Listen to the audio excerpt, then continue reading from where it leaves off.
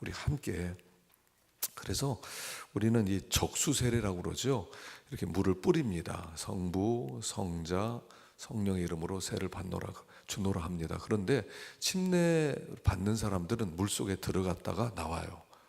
근데 물속에 침례를 받는 사람들을 보니까 어떻게 봤냐면요, 그 자기가 이렇게 이렇게 침례를 주는 사람에 의해서 완전히 자기 몸을 맡겨요. 자기가 뭐 이렇게 들어갔다 나오는 게 아닙니다. 완전히 맡깁니다. 힘을 다 빼야 돼요. 자기가 어떻게 해서 막 꿈틀거리는 게 아니에요. 그리고 물속에 들어갔다가 바로 나오는 게 아니에요. 한참 있어요. 숨 못 쉴 때까지. 그리고 거의 죽을 지경이 되었을 때 꺼내는 거래요.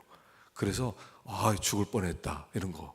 그래서 나는 예수 안에서 완전히 죽었다 하는 것을 인치는 그런 표로 침례를 줍니다만, 이것을 통해서 우리의 믿음이 더 확고하게 세워지는 것입니다. 자, 세 번째, 성례에 관한 비유에는 어떤 것이 있는가 읽어보겠습니다. 시작. 성례는 언약의 표이다. 우선 성례를 보이는 말씀이라고 부르는 것은 하나님의 약속들을 분명하게 그려서 우리의 눈으로 볼 수 있도록 하기 때문이다. 성례를 믿음의 기둥이라고 부르는 것은 기둥이 건물을 받치고 있듯이 성례가 믿음을 확고하게 떠 받치기 때문이다. 성례를 거울에 비유하기도 한다. 성례를 통하여 하나님께서 우리에게 베푸시는 풍성한 은혜를 볼 수 있기 때문이다. 자, 세 가지 비유가 있다고 그러죠. 첫째는 보이는 말씀이다. 보이는 말씀이에요. 세리식과 성찬식은 눈에 보이지 않는 말씀을 눈에 보이는 모양으로 보여주는 것이고요. 두 번째는 성례를 믿음의 기둥이라고 불러요. 여기 기둥이 건물을 받치고 있듯이 성례가 우리의 믿음을 확고하게 또 받치고 있기 때문에 여기 믿음의 기둥이라고 부르고요. 세 번째는 성례를 거울에 비유합니다.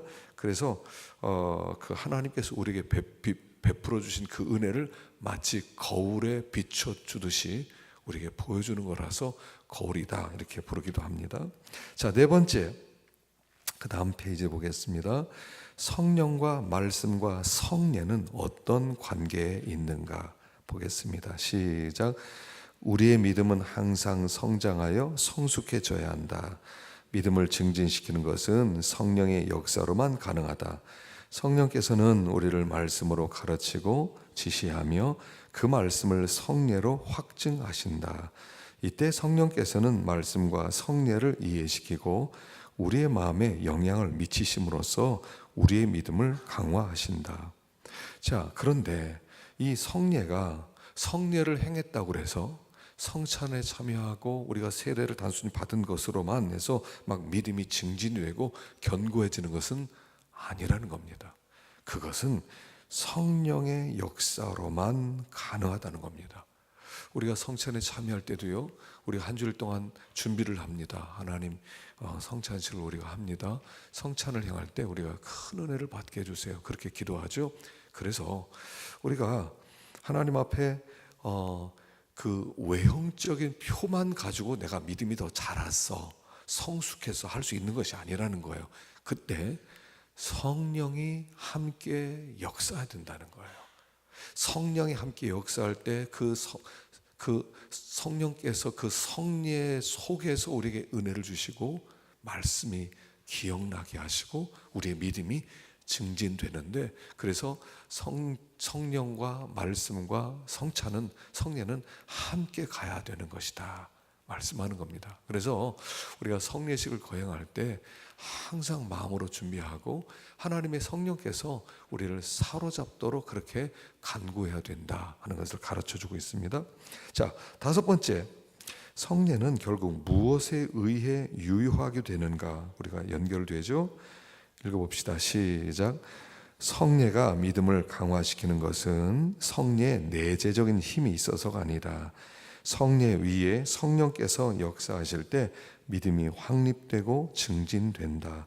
성령의 힘이 아니고서는 우리의 마음속에 침투하고 감정을 움직일 수 없으며 우리의 영혼을 열어 성례가 들어오게 할 수 없다. 성령께서 성례 위에 역사하여 효력을 발생시키셔야 한다. 성령께서는 우리에게 말씀이 하나님께서 하신 것임을 알려주며 완고한 우리의 마음을 부드럽게 하며 순종하도록 준비시킨다. 성령께서는 이렇게 말씀 위에 역사하듯이 성례도 역사하여 하나님의 뜻을 영혼에 전달하신다. 이렇게 우리가 하나님 아버지의 선한 뜻을 깨달을 때 우리의 믿음이 강화된다.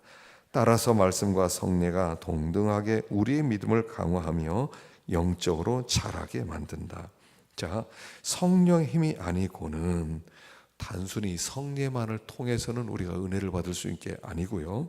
그 성령께서 여기 첫째는 말씀이 하나님께서 하신 것임을 알려주고, 두 번째는 완고한 우리의 마음을 부드럽게 해주시고, 세 번째는 순종하도록 준비시킨다는 사실입니다.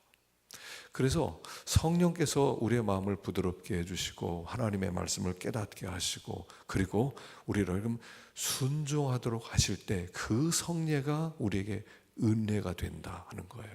그래서 이 성례와 성령은 함께 가야 되는 것이지, 어떤 외형적인 의식에 참여함으로써만 우리가 은혜 받는 것은 아니라는 겁니다. 근데 로마 가톨릭 천주교에서는 다르게 생각하거든요. 6번 보십시다. 로마 가톨릭이 성례 자동적 효과에 대해 주장하는 것은 어떤 점에서 잘못되었는가 하는 겁니다. 읽어보겠습니다. 시작. 성례에 일종의 신비한 힘이 있어서 효과를 발휘한다는 주장은 성경 어디에도 없다. 이것은 위험한 오류이다. 성례가 자동적으로 은혜를 준다는 것은 마귀적인 생각이다.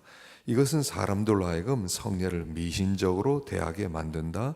즉 하나님보다 물질적이며 외형적인 것을 믿게 하고 그것을 통해 자기 스스로 위로를 얻게 하는 것이다. 이것은 스스로를 속이는 것이다. 그들은 성례에 참가하기만 하면 구원이 보장된다고 생각한다. 그러나 이런 것은 믿음과 관계없는 성례이다. 믿음을 가지고서 성례를 이해하고 성례를 통해서 그리스도를 나누어 가질 때에 성례 유익을 얻을 수 있다. 우리 개신교에서는 성례를 어떻게 생각하냐면, 성령이 함께 역사할 때 성례가 성령으로 말미암아 우리를 우리의 것이 되게 하고 하나님의 은혜를 깨닫게 만들므로 유익이 된다, 이렇게 가르칩니다. 그 성찬 자체에 참여했다는 것 자체가 막 은혜를 주고 그것이 감동을 주는 것이 아니라, 성령께서 함께 역사하실 때 그 성례가 의미가 있게 되는데, 이 천주교에서는 그렇지 않아요. 세례 자체, 세례를 받으면 그게 구원이에요. 그래서 세례를 받았다. 그래서 이 천주교의 특징은 뭐냐면 항상 외형적인 것에 어떤 의미를 부여하는 거예요. 어떤 형식에 참여하는 것, 세례에 참여하는 것, 어떤 성사에 참여하는 것. 그러니까 이 가톨릭의 이제 로마 가톨릭 사람들은 죽기 전에 어떻게든 종부 성사 이런 걸 받아야 돼요. 죽기 전에 빨리 신부님 모셔다가 내가 죽을 때 가는데 마지막 세례를 한 번 더 해달라고. 그럼 바로 천국 가는 거니까. 이 사람이 어떤 믿음이나 어떤 성령이나 그런 것이 중요한 게 아니라 그것 자체에 의미를 둔단 말입니다. 그러나 성경에서는 어디에도 그렇게 말하지 않고요. 그래서 이런 일을 통해서 이들은 하나님보다 물질적이고 어떤 형식적이고 외형적인 것에 더 집중하게 만들어요. 그래서 우리가 그 하나님의 성령이 항상 함께하는 사람이 돼야 되지, 우리가 이제 그 자체, 나 세례 받았으니까 천국 간다, 나 성찬에 맨날 참석했으니까 예수님의 살과 피를 먹었다 하는 그런 의미는 아닌 것이라는 겁니다.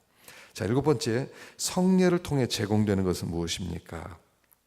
읽어보겠습니다. 시작. 성례를 통하여 그리스도가 우리에게 주어진다. 우리는 성례의 도움을 받아 그리스도에 대한 진정한 지식을 배양하고 강화하고 증진시키며 그리스도를 더욱 완전히 소유하고 그분의 풍부한 은혜를 즐긴다. 외적인 표가 우리를 그리스도께로 더욱 나가게 하고 그 도움으로 유익을 얻는 것이다. 따라서 믿음이 없으면 성례는 아무런 유익을 주지 못한다. 자, 이 성례를 통해서 정말 하나님께서 우리에게 주시려고 하는 것은 그리스도라는 거예요. 또 그리스도와의 연합이라는 거예요. 우리가 이 성찬에 참여하면서 은혜를 받으면 어떻게 됩니까? 그리스도께 더 가까이 나가고 싶은 거예요. 그리스도와 더 깊이 교제하고 싶은 거예요. 그리스도를 더 깊이 알고 싶은 거예요. 그리스도와 더 함께 동행하기를 원하는 거예요. 그러면 그 성찬을 통해서 하나님의 성령의 은혜를 받은 거예요. 그래서 성찬을 통해서 우리가 항상 은혜를 받아야 되는데, 성찬을 통해서 우리가 그리스도와 더 가까워지고 그리스도를 모시게 되는 것, 이게 성례의 중요한 목적이다 하는 것입니다. 자, 8번째, 구약의 성례들은 무엇을 가르치는가 그랬습니다. 자, 읽어봅시다. 시작. 구약과 신약에서 성례는 모두 똑같은 목적을 가지고 있다. 바로 사람들을 그리스도에게로 향하게 하고 그분에게로 인도하는 것이다. 즉 그 형상으로 그리스도를 나타내고 사람들에게 그리스도를 알려주는 것이 그 목적이다. 성례는 그리스도를 나타내는 것이다. 구약의 성례는 아직 그리스도를 기다리고 있는 상태에서 그리스도를 예시하였고, 신약의 성례는 그리스도를 확증한다. 자, 구약에는 할례가 있었어요. 할례. 그래서 구약의 성례는 할례를 향하고 있고, 신약의 성례는 세례와 성찬이 있습니다. 자, 목적은 똑같다는 거예요. 똑같아서 할례를 받음으로 그가 그리스도에게 향하게 하고 하나님의 율법의 그 메인 사람이 되라고 하는 그런 증거가 되게 하고, 그리고 세례도 마찬가지입니다. 우리가 세례를 받아서 그리스도와 연합된 자다 하는 그리스도에게 초점 맞추는 거예요. 하여간 이 성례의 특징은 뭐냐면 그리스도를 생각하게 하는 거예요. 신앙생활은 뭐냐면 항상 그리스도를 바라보는 거예요. 믿음이라고 하는 것이 무엇이냐면 그리스도를 바라보는 것이 믿음이에요. 계속 그리스도를 바라보는 거예요. 그러니까 내가 믿었다, 내가 그리스도를 믿는다 하는 건 뭐냐면 나는 그리스도를 계속 바라보고 있다는 뜻이에요. 그래서 이 성례를 통해서 우리로 하여금 그리스도를 더 바라보게 만드는 거고요, 그리스도에게 더 연합되게 만들고요, 그리스도 인도를 더 받게 만드는 것, 그것이 성례라고 하는 것입니다. 자, 9번째, 구약과 신약에서 그러면 성례의 차이점이 무엇이냐 하는 겁니다. 차이점 읽어보겠습니다. 시작. 신약의 성례는 그리스도를 더욱 분명하게 제시한다. 성례는 구약에서보다 신약에서 완전하게 나타난다. 그러나 스콜라주의자들은 구약에서의 성례는 하나님의 은혜를 예시할 뿐 신약에서의 성례가 현재 실제로서 하나님의 은총을 제공한다는 듯이 그들을 구별하였다. 이것은 잘못된 주장이다. 사도 바울은 고린도전서 10장에서 구약에서의 성례를 신약에서의 성례와 똑같은 것으로 다루고 있다. 표징은 달랐으나 그것들이 가리키는 뜻은 같았으며 보이는 외형은 달랐으나 영적인 능력은 같았다. 서로 다른 표징에 동일한 믿음이 있었다. 자, 여기 스콜라주의자들, 이 책에서요, 스콜라주의자들 또는 켈빈의 기독교 강요를 있다가 스콜라주의, 스콜라 철학, 스콜라 신학 그러면요 이렇게 생각하면 돼요. 이건 천주교를 얘기하는 거다. 왜냐하면 천주교의 신학의 배경이 스콜라 철학이에요. 그렇기 때문에 스콜라주의자들은 그럴 때는 천주교인들은 로마 가톨릭은 이렇게 이야기하는 거예요. 그들은 어떻게 생각하냐면 구약에서 성례는 별로 의미가 없다는 거예요. 그러니까 구약에서 할례를 받고 구약에서 또 이렇게 이스라엘 백성이 광야에서 만나를 먹고 이것은 그냥 하나님의 은혜를 예시하는 것이다. 앞으로 그냥 그런 것이 있는데 그 당시에는 별로 의미가 없다 했는데 사실은 똑같았다는 것입니다. 신약시대 신약의 세례와 구약의 세례, 할례, 구약에는 할례를 받았습니다. 표피 끝을 자름으로 말미암아 자기가 죽었다 하는 것을 드러내는 것처럼 세례도 마찬가지잖아요. 예수 안에서 나는 죽은 자다. 예수와 연합된 자다. 또 이스라엘 백성 광야에서 만나를 먹었어요. 하늘에서 내릴 만나. 신약 시대는 우리는 성찬에 참여합니다. 그래서 그 사실은 차이가, 여기서 차이라고 얘기했는데 같은 거라는 거예요. 겉모양만 다르지만 속에 그 의미는 같았다 하는 것을 의미하고요. 그것은 둘 다 그리스도와의 관계라는 거죠. 우리들로 하여금 그리스도와 연합시키고 그리스도를 먹는 사람이라는 것, 그리스도를 먹음으로 영생을 누린다는 것을 예표적으로 구약에서는 가르쳤고 신약에서는 실질적으로 가르쳤다 하는 것입니다. 자, 세례를 보십시다. 세례. 자, 한 장 넘기고 288페이지 보십시다. 288페이지. 자, 1번. 그러면 좀 더 구체적으로 이제 세례는 무엇이냐 하는 겁니다. 세례는 무엇이냐 읽어보겠습니다. 시작. 그리스도에게 접붙임을 받아 하나님의 한 자녀로 인정되기 위하여 교회에 가입하는 표징을 세례라고 한다. 세례는 하나님께서 주신 것으로서 하나님 앞에서 우리의 믿음을 돕고 사람들 앞에서 우리의 고백을 돕는다. 세례는 우리가 깨끗하게 되었다는 표와 증명이 되며 우리의 모든 죄가 용서되어 그것이 하나님 앞에 나타나거나 그것 때문에 고발당하는 일이 없으리라는 것을 확인하는 인친 문서와 같다. 자, 세례는 제일 먼저 첫 번째 무엇입니까? 우리가 깨끗하게 되었다는 표시라는 거예요. 깨끗하게 되었다. 예수의 보혈로 씻음 받은 자 되었다 하는 첫 번째 표시고, 두 번째는 이제 우리 죄가 용서되어서 하나님 앞에 나타나거나 그것 때문에 고발당하는 일이 없으리라는 것을 확인하는 문서와 같다는 것입니다. 자, 그래서 두 번째는 이제 정죄함이 없다 하는 뜻이라는 거죠. 그래서 우리가 그 세례를 받음으로 말미암아, 세례는 세례를 받는 거의 의미가 아니라 세례를 받기 전에 우리가 예수를 믿었다고 하는 표시라는 거죠. 예수를 믿는 자의 표시. 그래서 예수를 믿은 확증이 있는 사람이 세례를 받는 거예요. 요새는 그냥 예수 믿겠습니다, 교회 좀 나오고 그러면 세례를 주는데, 그렇게 세례를 줘서는 안 되는 거죠. 정말 구원받은 확증이 있는가. 그래서 세례를 받으려면 교회에 나온 지 하여간 1년은 돼야 돼요. 그래서 예전에는 학습 6개월 동안 학습교인이 있고요, 학습교인이 6개월 있을 때 세례교인이 되는 거예요. 세례를 받을 수 있어요. 그렇게 함으로 말미암아 정말 구원받은 표시가 있고, 또 예수 믿는다는 것이 어떤 의미를 아는 사람에게 주는 게 세례였다는 것입니다. 자, 두 번째, 세례 효력은 어디에 있는가 하는 것입니다. 읽어보겠습니다. 시작. 세례에서 물이 우리를 깨끗하게 씻으며 구원하는 것이 아니며 그것에 중생시키고 새롭게 하는 힘이 있는 것이 아니다. 세례 구원의 원인이 있는 것이 아니다. 세례를 통해서는 다만 구원의 은혜에 대한 지식과 확신을 받을 뿐이다. 그리스도의 피만이 우리를 씻는 진정한 물두멍이다. 그리스도의 피로만 죄 씻음을 받을 수 있다.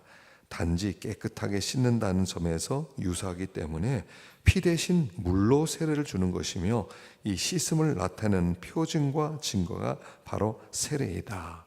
그렇죠. 그래서 세례를 받을 때 그 물이 그의 마음의 죄를 씻는 것은 아니라는 겁니다. 그것이 아니고 세례를 통해서 세례 받았으니까 구원 받았다가 아닙니다. 세례 받았지만 구원 못 받았을 수도 있습니다. 구원의 확신이 없으면, 하나님 앞에 회심하지 않았으면, 한번 우리가 하나님께 회심을 해야 되거든요. 교회를 이렇게 나오다가 어느 정도 나오면 한 번은 결단을 해야 돼요. 그 예수를 나의 왕, 나의 주로 모실 것인가, 그분에게 나의 소유권을 양도할 것인가, 이거를 한번 결단을 해야 돼요.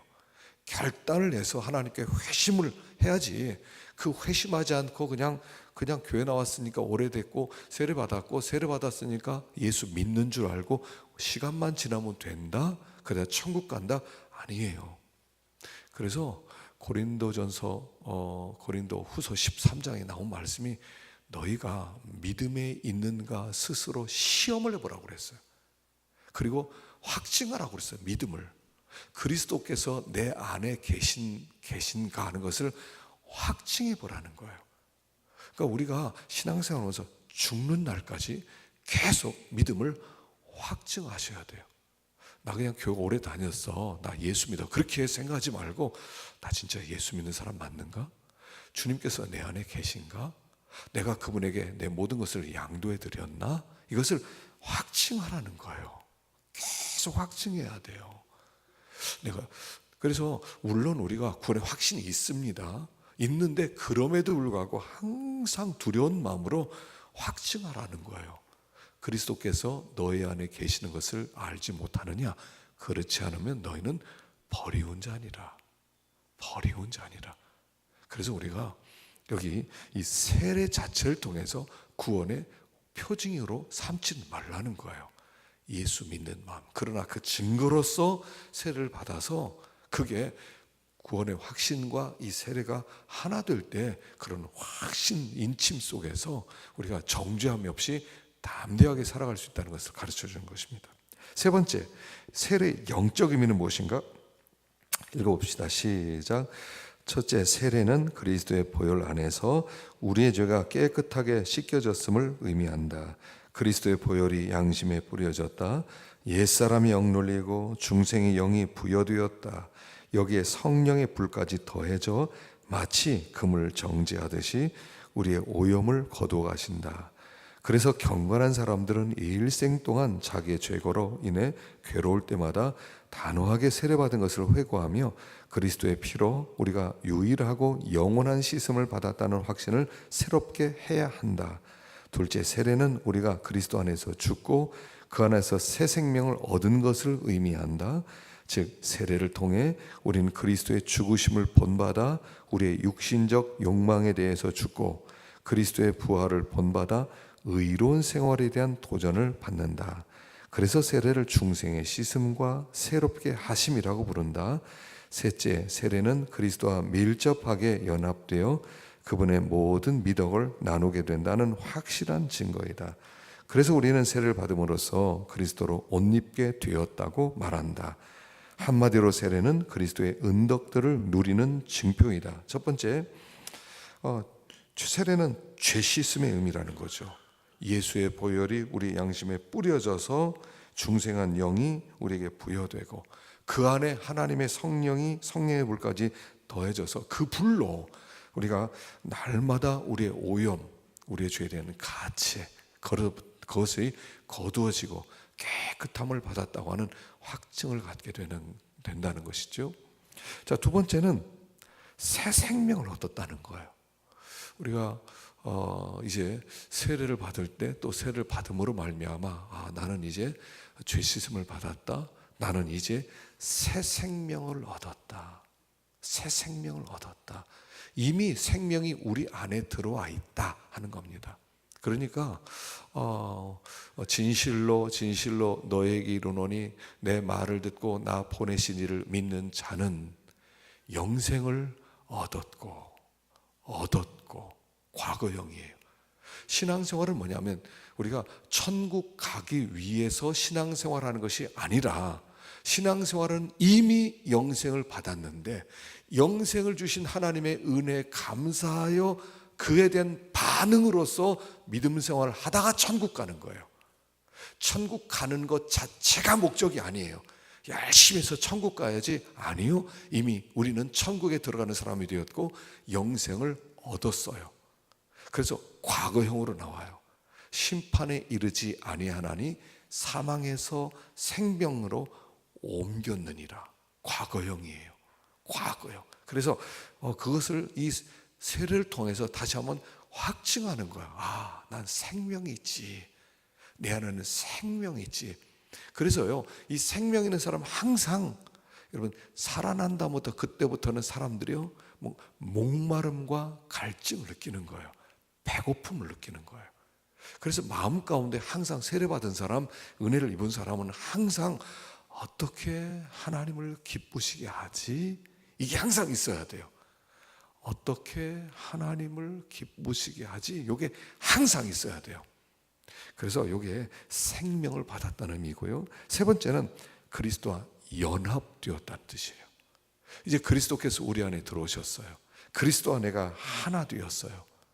그래서 그리스도와 자꾸 하나 되어서 살아가는 거예요. 제가 이렇게 며칠 전에 그 무당으로 있다가 이 사람이 예수 믿은 사람 간증을 들었어요. 유튜브 영상으로 들어봤는데 자기가 이제 신내림을 받았대요. 신내림을 받으면 귀신이 들어온대요. 근데 귀신은 눈에 보인대요. 무당들은 되게 귀신이 눈에 보인답니다. 그래서 무당들 뒤에 귀신이 있는 게 보인대요. 귀신이 있다. 그런데 귀신들 중에 센 귀신이 있고 약한 귀신이 있대요. 그래서 이 차이가 굉장히 크대요. 자기는 센 귀신이 들어왔대요. 그래서 무당들도 자기한테 와서 점을 봤대요. 그러면 그 센 무당, 그 센 신이 이름이 뭐냐면 천신이에요. 천신을 받아가지고 이렇게 하다가 이제 하나님의 은혜를 입어서 예수 믿게 된 그런 이야기를 하는데요. 귀신은 눈에 보이고 귀신은 자기 속에 들어와서 점칠 때 이렇게 한대요. 사람이 들어오면 귀신이 알려준대요. 귀신 이런 말해라 저런 말해라. 그러면 자기 하는 말이 아니라 귀신이 하는 말을 한대요. 그래서 그런데 그렇게 말하면요 정말 잘 맞는데 진짜 귀신같이 맞는다는 거예요. 그러니까 사람들이 막 놀란다는 거예요. 그러니까 거기에다가 굿을 해야 된다 그러면 굿을 하는데요 한 5천만 원쯤 든대요. 제대로 하려면 싼 건 1,000만 원이고. 여러분 예수 믿은 게 얼마나 다행인 줄 아세요? 왜 5천만 원 드냐 하면 무당이 혼자 하는 게 아니래요. 무당이 굿을 하려면요 무당을 불러야 된대요. 그 무당이 불러서 이제 거기에 무슨 조상신이 와서 뭐 음식을 먹어야 되는데 음식을 먹으려면 다른 잡신들이 다 몰려든대요. 그럼 이 무당들은 잡신들을 몰아내는 또 구슬도 해야 된대요. 거기서. 그러니까 막 무당들이 있어서 그렇게 한다. 그러니까 그렇게 하다 보면요 이 사람 저 사람 돈 주고 뭐 하려고 그러면요 돈이 엄청 들어간대요. 근데 이 사람이 이래요. 예수를 믿었는데 하나님은 안 보이시더라는 거예요. 귀신은 눈에 보이고 막 목소리가 들려서 쉬웠는데 하나님은 눈에 안 보이더라는 거예요. 그리고 하나님은 뭐 무슨 소리가 안 들리더라는 거예요. 근데 너무 그래서 힘들었대요. 그런데 자기가 깨달은 게 뭐냐면 하나님의 말씀이 하나님의 음성이니까 따로 음성을 들려줄 필요가 없다는 것을 깨달았다는 거예요. 그래서 말씀을 듣고 이렇게 이제 이렇게 뭐 이렇게 어디 신방 가는 데 가서 뭐 예배를 드리다 보면요 귀신들이 막 왔다 갔다 한대요. 눈에 보인대요. 그러다가 말씀을 전해서 말씀이 막 선포되면 귀신들이 다 도망간대요. 다 떠난대요. 그래서 자기가 그런 것을 체험했다고 그러더라고요. 자, 우리 주님께서는 뭐 귀에다가 뭐 속삭속삭대고 그렇게 말씀을 안 해주셔요. 그러나 하나님께서 우리 안에 우리와 연합되어 주셔서 하나님이 그 감동으로 분명히 성경에 이렇게 말씀하잖아요. 성령이 교회들에게 하시는 말씀을 들을지어다. 아니 말씀하신다고 그러잖아요. 성령이 교회들에게 하신 말씀. 그러니까 그거는 뭐 귀로 듣는 게 아니라 영의 귀로 듣는 거예요. 영의 귀로 듣고 하나님의 성령의 감동을 충만하게 받음으로 성령 우리를 이끌어가는 거예요. 우리가 이것을 믿어야 돼요. 주님이 우리 안에 계신다는 걸 믿어야 돼요. 주님이 우리 안에 계신다는 걸 믿어야 돼요. 그리고 우리가 그분과 연합되기를 힘쓰고 그분만 바라보기를 힘쓸 때 우리는 더 강력한 그분의 감동을 받고 그분이 마치 말씀하시는 것 같은 연합을 우리는 누리게 된다는 거예요.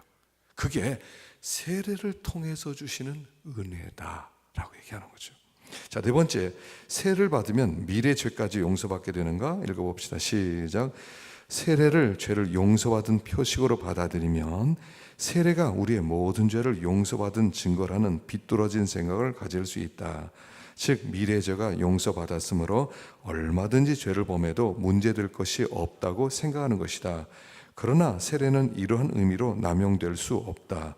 세례를 받는다는 것은 우리의 정욕을 제거하고 육신을 죽인다는 것이다. 우리는 세례를 받는 동시에 육신과 죄성을 죽이는 일을 시작하여 날마다 추구해야 한다. 그러므로 우리는 세례를 받고 또한 평생 동안 육신의 정욕을 죽이는 일을 지속해야만 한다. 자, 우리가 예수를 믿고 세례를 받으면 과거, 현재, 미래죄가 용서받았다 이렇게 하니까 미래죄 용서받았으니까 그럼 마음대로 죄져도 되겠네 라는 오해를 할 수 있다는 거예요. 그런 의미가 아니고, 우리가 미래의 죄를 용서받았다는 것은 뭐냐면 우리는 어떤 죄에 의해서도 정죄함을 받지 않는다는 뜻이지, 미래 죄를 짓더라도 용서해 주니까 마음대로 죄 짓자라는 뜻은 아니라는 거예요. 그래서 오히려 세례를 받은 것은 이제는 옛사람에 대해서 죽고 새 사람에 대해서 살고, 이제 예수님이 우리 안에 들어오셔서 우리와 함께 삶으로 말미암아 우리를 죄짓게 만드는 그런 모든 정욕적 요소들을 날마다 죽이며 살아간다는 것을 의미하는 거라는 거예요.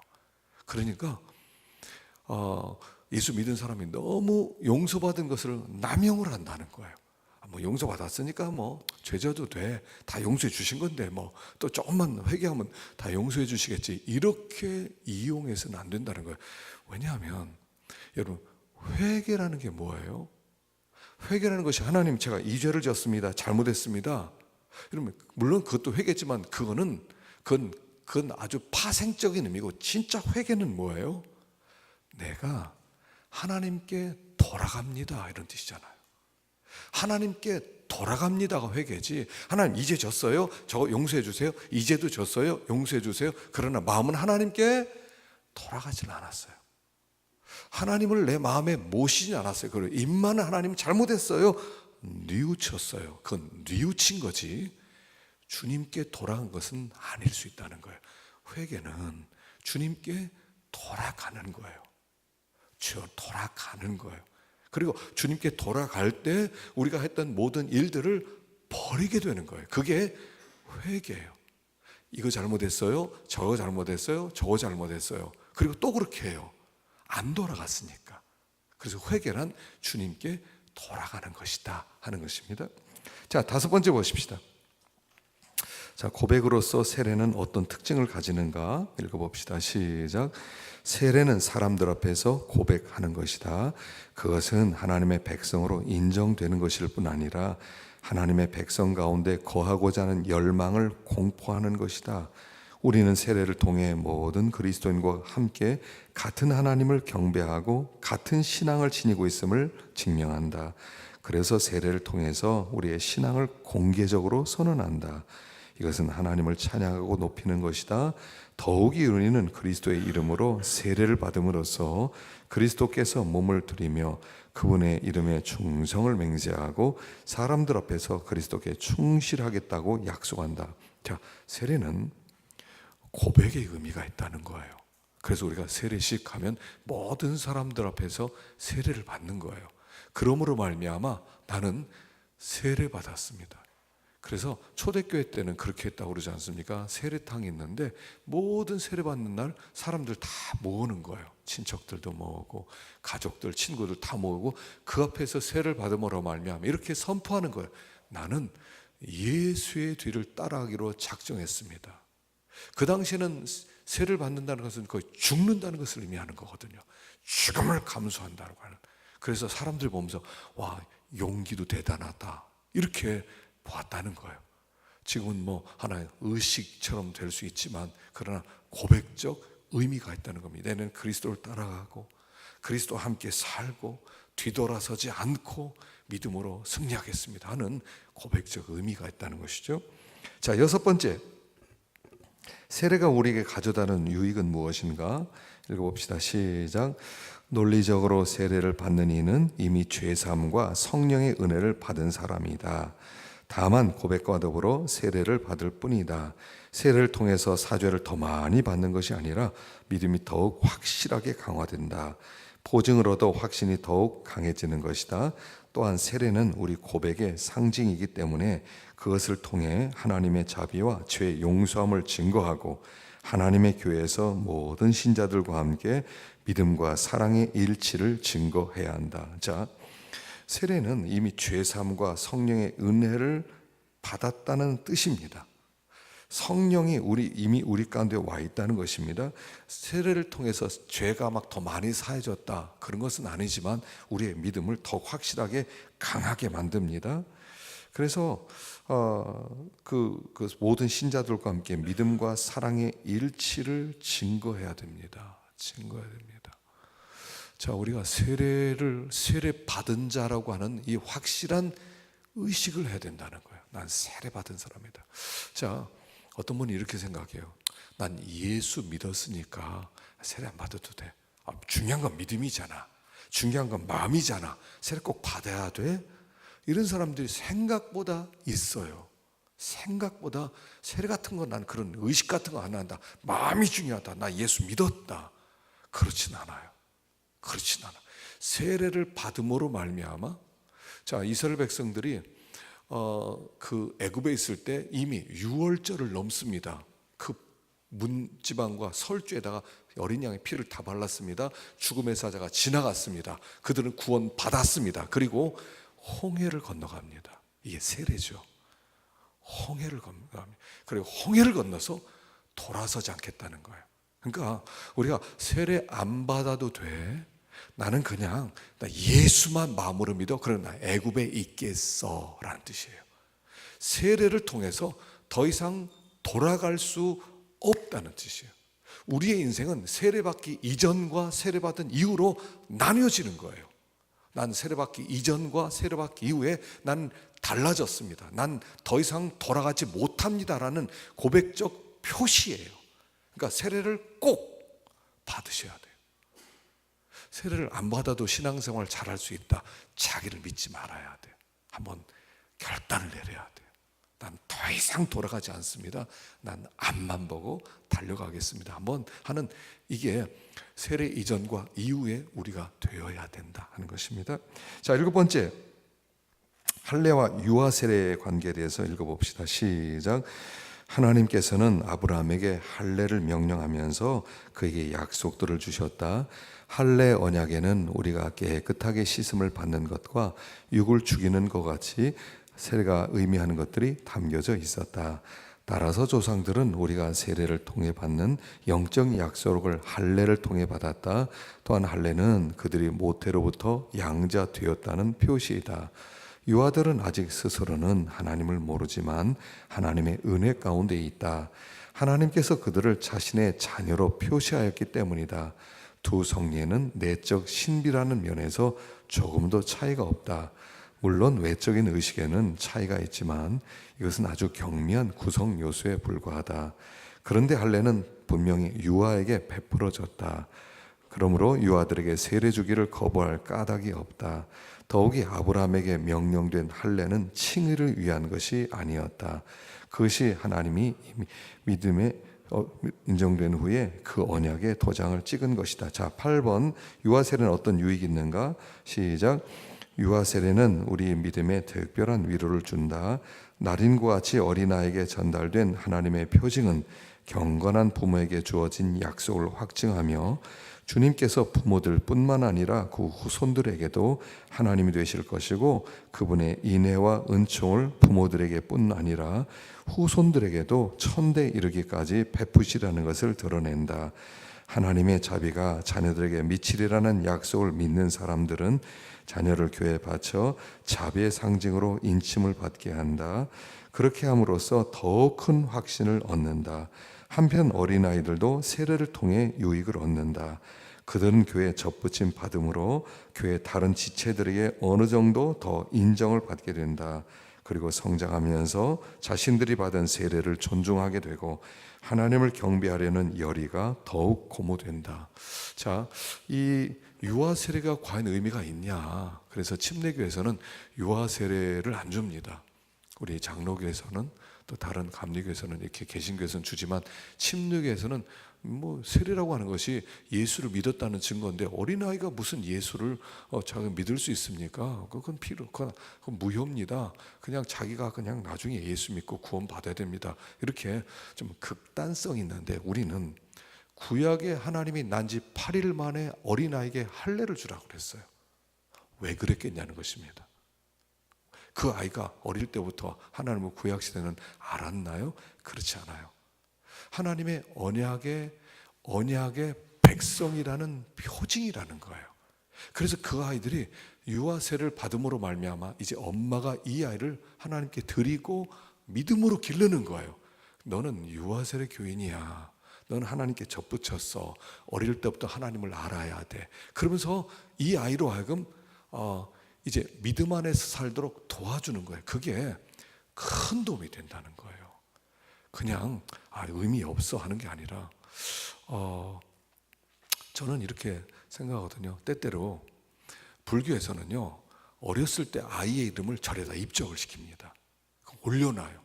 또 천일 기도를 해서 아이를 낳기도 하잖아요. 그러면 부처님이 주셨다. 그래서 거기다가 이름을 올려놔요. 저는 이게 굉장히 중요한 의미가 있다고 생각해요. 이름이 의미가 있어요. 이 마귀는 어릴 때부터 아이를 공격해요. 아직 영적인 세계를 모르는 아이들에게 이 마귀가 역사해서 자기 것으로 삼는 거예요. 그렇게 하기 전에 유아세례라고 하는 것은 이제 기도할 때 제가 꼭 그렇게 기도하죠. 하나님, 이 아이를 하나님께 바칩니다. 그래요. 하나님께 바칩니다. 하나님의 겁니다. 이제는 아무도 건드리지 못하게 해주십시오. 이 아이에게는 말씀이 있는 거예요. 말씀이 있어요. 그게 우리는 그냥 지나간 말씀이라고 생각할 것 같죠? 그렇지 않아요. 하나님이 그걸 기억해요. 그래서 그 아이가 잘 모르고 어렸을 때 마귀의 공격을 받기도 하고 공포, 두려움 이런 것들에 사로잡히기 전에 하나님께 드려서 하나님의 아이가 되게 하고 부모로 하여금 책임을 맡겨서 이 아이가 나중에 잘 예수를 믿도록. 그래서 부모가 해야 될 역할은 뭐냐면 이 아이가 회심하는 데까지 잘 가이드를 해줘야 돼요. 그리고 예수를 믿었어요. 주님이 나의 구세주요. 그 다음에는 계속 가르쳐줘서 그 믿음을 지킬 수 있도록 하는 게 부모의 책임이라는 거죠. 그래서 유아세를 주는 것은 아주 의미가 있다는 것입니다. 이 아이 자체의 믿음이 아니라 부모의 믿음으로 이 아이가 하나님의 자녀라고 하는 것을 증거하는 표시가 되는 거예요. 그리고 이제 혹시 여러분들 자녀들 중에 유아세를 받았으면 이제부터 아이를 잘 기르세요. 하나님의 자녀다. 하나님이 이 아이를 어떻게 쓰실지 모른다. 그리고 귀하게 여기고 믿음으로 기르고. 아직 아이가 믿음이 들어간 건 아니에요. 아직 믿음이 크게 자란 것도 아니에요. 그러나 부모가 자꾸 가르치면서 예수 안에서, 아이가 교회 안에서 자랄 수 있게 해줘야 돼요. 아이들 교회 자꾸 가게 만들어줘요. 자꾸 아이들 다른 데만 나가게 하고 공부만 시키지 말고 교회 안에서 자라면 아이들 잘 자랄 수 있어요. 교회 안에서 아이들은 늘 와서 놀도록 만들어. 놀더라도 교회 마당에서 놀게 만들고, 자전거를 타더라도 교회 마당에서 놀고. 그렇게 될 때 아이들이 자연스럽게, 아까 그 무당이었다 예수 믿은 사람이 어떻게 자기가 주님께 오게 됐냐면 8살 때 교회를 다녔대요. 자기가 교회를 다녔대요. 근데 자기가 어떤 날은 그냥 이제 여러 신들을 놓고 막 그날은 귀신 충만해서 막 절을 하고 있는데 입에서 갑자기 아멘 소리가 나오더래요. 그게 아멘 소리가 3번이 나오더래요. 아멘, 아멘. 자기가 놀랬대요. 이게 왜 그래? 무당에서 아멘 소리가 왜 나오지? 그래서 앉아서 생각해 보니까 앉아 있는데 어릴 때 교회 가던 생각이 나더래요. 거기서 가르쳐준 찬송이 생각나더래요. 예수 사랑하심은 거룩하신 말일세. 그 무당이요. 그게 생각나더래요. 그러면서 자기가 무당으로 인생 맞춰줄 걸 생각하니까 너무 마음이 아프더래요. 왜냐하면 무당의 결론은 죽음이래요. 귀신이 부려먹다가 더 이상 부려먹을 거 없으면 죽인대요. 자기가 이렇게 살다가 죽겠구나, 비참하게 죽겠구나 생각하니까 너무 자기가 막 슬퍼서 울다가 내가 이렇게 해서는 안 되겠다. 교회를 좀 찾아가 봐야 되겠다. 그리고 교회를 찾아가서 거기서 좋은 교회를 만나서 예수 믿게 되었다는 그런 얘기였거든요. 어릴 때 신앙을 무시하지 마세요. 어릴 때 아멘 하나 가르쳐 줬더니 그게 마지막에 그를 변화시킬 수도 있는 거예요. 어린 아이들에게 말씀을 자꾸 주시고요, 암송시키시고, 그게 나이 80이 되었을 때도 생각나게 만드는 힘이 있는 거예요. 그래서 우리가 자녀를 믿음으로 그렇게 잘 기르고, 또 우리가 세례받은 하나님의 백성으로서 더욱더 그리스도에게 가까이 나가는 우리가 될 수 있기를 간절히 축원합니다. 기도하십시다. 자, 우리 시간에 여러분 언제 세례 받으셨습니까? 젊었을 때입니까? 오래되셨습니까? 그때를 다시 한번 생각해 보십시오. 그 전과 그 후는 달라졌습니까? 주님을 더 깊이 알게 되었고 주님으로 더 새로워졌습니까? 하나님, 이제 그리스도께서 우리 안에 들어와 계시고 또 그리스도의 생명이 우리 속에 있고 우린 깨끗함을 받은 자들입니다. 우리가 세례받은 자로서 더욱더 더 믿음이 견고해지고 이 성례를 통해서 하나님께 더욱더 가까이 나가는 우리가 되게 하옵소서. 함께 기도하겠습니다.